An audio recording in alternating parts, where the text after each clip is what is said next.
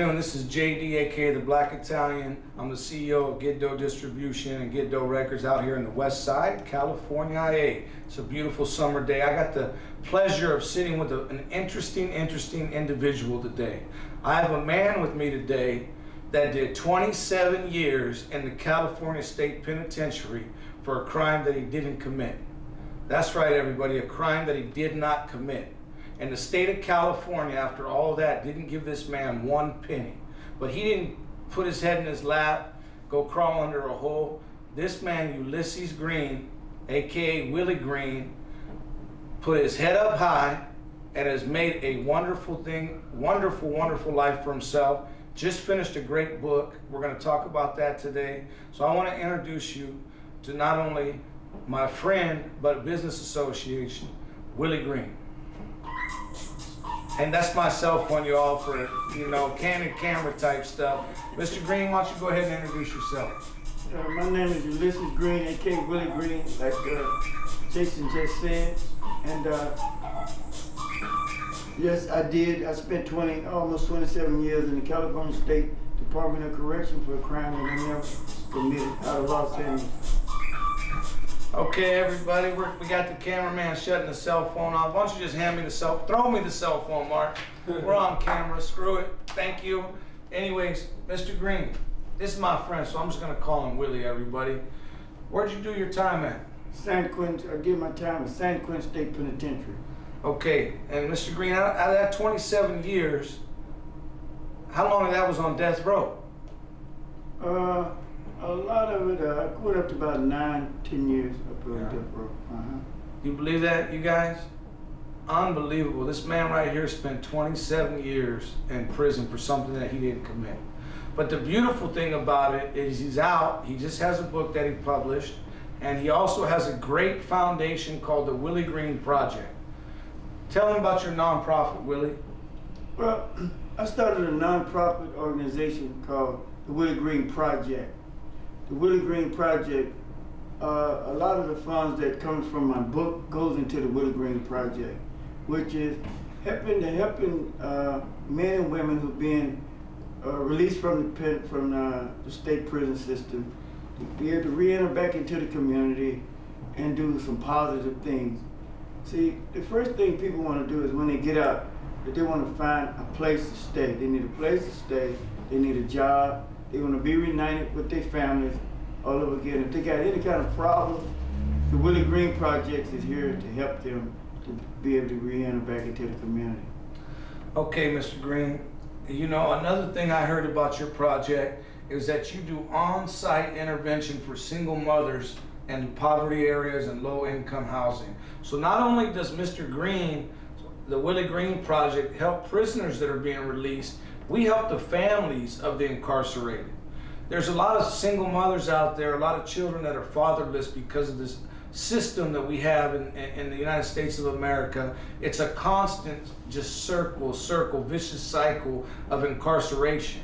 So what the Willie Green Project also does is we can go on site to mothers that can't pay their rent, don't have groceries, don't have diapers. So we have a division, or he also has a division in the Willie Green Project for just like the feds have FEMA, Mr. Green has the Willie Green Project where his funds, he can make a decision, or his board can make a decision to step in and save somebody's life or pay their PG&E bill. So there's a lot of different things that his foundation does. I encourage everybody that's watching this right now to go to www.williegreen.com. That's www.williegreen.com. Check out his foundation, see all the things that it does, see what this man has went through. I can't, sitting next to him gives me chills. I got, look, chills on, even though I'm tatted up, I got bumps on my arm right now. Because this guy right here, I don't think not a lot of men could have gone through what this man through. How many times did you have a stay of execution? About twice, about 2 times, maybe 3, 1 or 3 times. Until the Centurion Ministry took my case. When Centurion Ministry took over my case, then they got the ball rolling for me to win my freedom. But one thing that I never did was I never gave up while I was there. I continued to fight my cases. I continued to stay focused in the law books, and I never gave up. So, and that's one of the messages that I have in my book right here, is just to be free. Because I want people to know that no matter what you may think you're going through, just don't give up. Don't ever give up on yourselves. Don't ever give up on your families. Always be there for your families, and always, always, always, don't ever give up. Don't ever give up.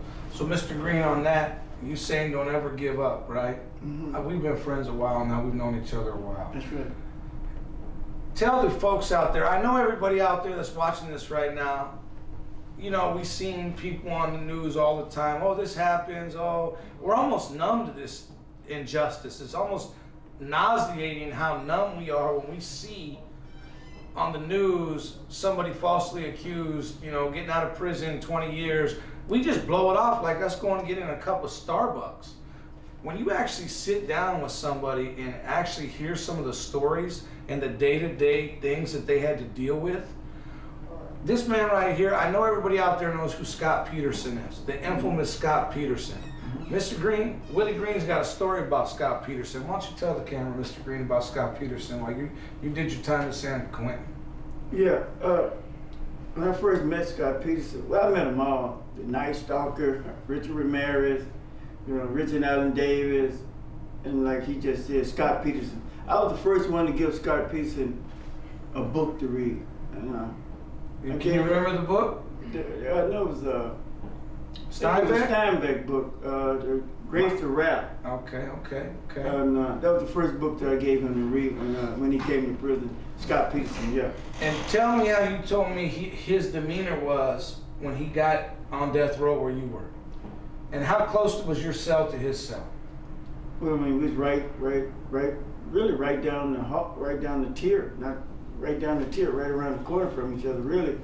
Scott Peterson, if you ever seen the movie The Joker, with Jack Nicholson, the way he smiled, Scott Peterson had that smile on his face the whole while he was there with me. Definitely a certified psychopath, y'all. Yeah, Definitely, yeah. And some of the inmates would tease him like, Scotty, you're a baby killer. We're gonna get you, Scotty. We're gonna get you, you know. So just imagine you have to lay in your cell and listen to that all day and all night long. So when they bring Scotty out of his cell, they always had 5 or 6 correctional officers walking with the cat because they knew that his life was in danger at all times.